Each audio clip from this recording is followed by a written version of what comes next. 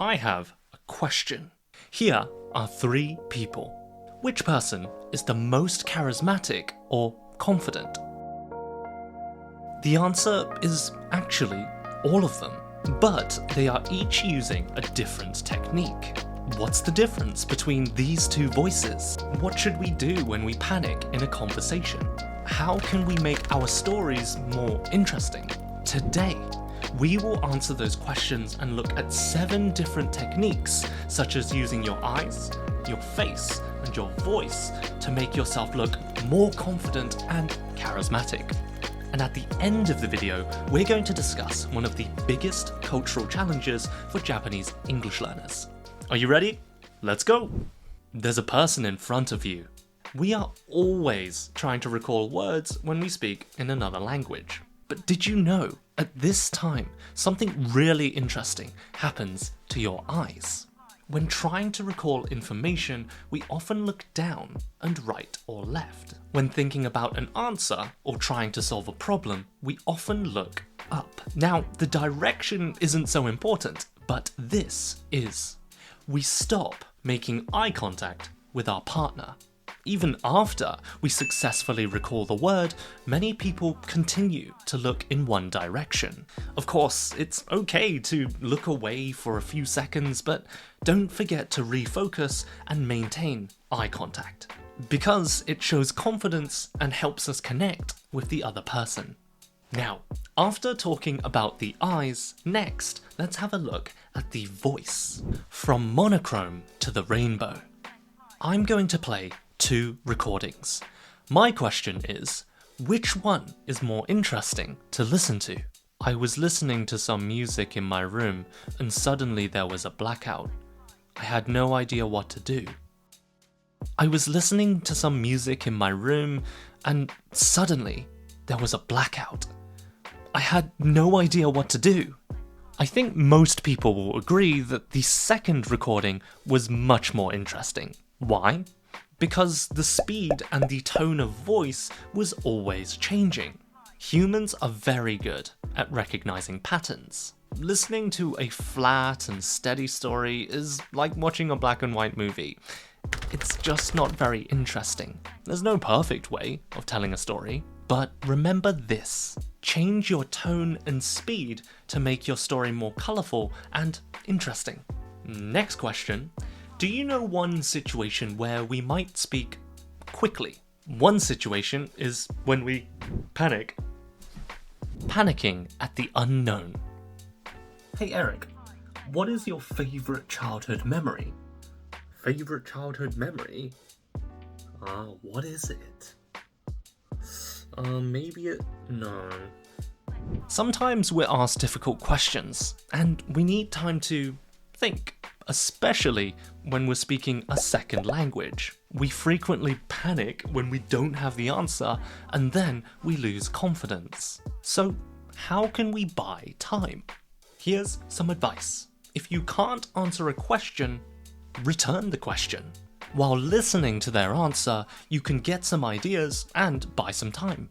But of course, remember to listen carefully and react. Speaking of listening, here's the next point. Deepening your partner's story.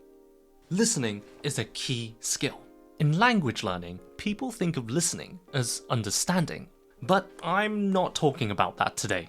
I'm talking about listening as a way of leading the conversation and helping your partner to speak.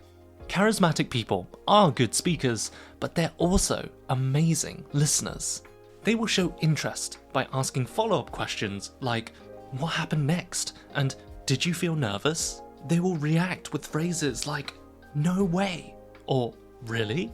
If you can do this, you can make the other person feel like the star, the main event. One of my favorite quotes is, people don't remember what you say, but they will remember how you make them feel. And that's one way to build charisma. It's by supporting others and making them shine. Next, let's dive deeper into emotions, a big step in evolution. Do you know the difference between other animals and humans? One word, emotion. Being very honest with your feelings can be a little scary, but it makes you stand out, because not everyone does it. We're often worried about what others think. When we can be open with others, it's a sign of confidence. So here are some great phrases to show stronger emotion. I was over the moon when I was watching Demon Slayer. I'm always flabbergasted by the expensive plane tickets. Seriously? I was furious when she broke my phone. If you can wear your heart on your sleeve, other people might also start to become more open with you. Okay, next topic. Sense of immersion. Many people have unique stories. And of course, it's fascinating to hear about other people's experiences. But when one person speaks for too long, it sometimes feels like a lecture. So here is a great technique to make your story more interesting. Look at this next video. Can you see the technique? Other things. Yes. And asking someone out for a taco could easily be misinterpreted, it turns out. Did you know that? Be careful. Did you know about this? Yes, of course. Got it? The technique is asking the listener a question. Did you know that? Did you know about this?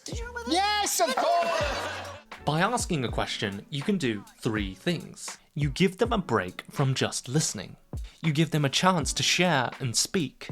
And finally, you show that this is not just my story, this is our conversation. And finally, let's have a look at one of the biggest challenges for Japanese English learners: humility and compliments. Japanese people are incredibly well known for their humility. But be careful, because humility can be a double-edged sword.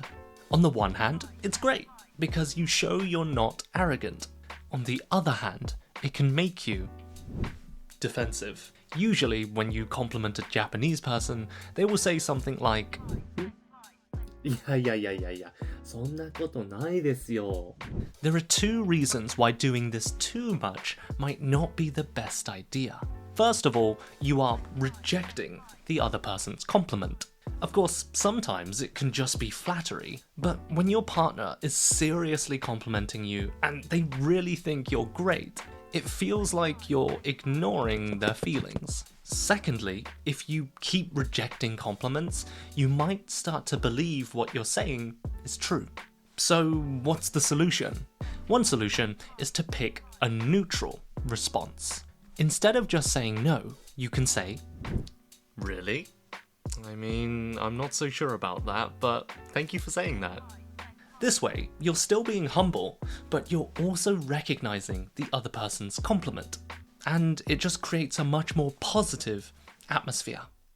Speaking and listening with confidence is such a wonderful thing. And it's something that's really changed my life as an English teacher and as a Japanese language learner. If you can master some or all of these techniques, it will completely change your aura, whether you're speaking English or Japanese, and other people might start to see you in a different light. Thank you very much. Have a wonderful day, and bye for now.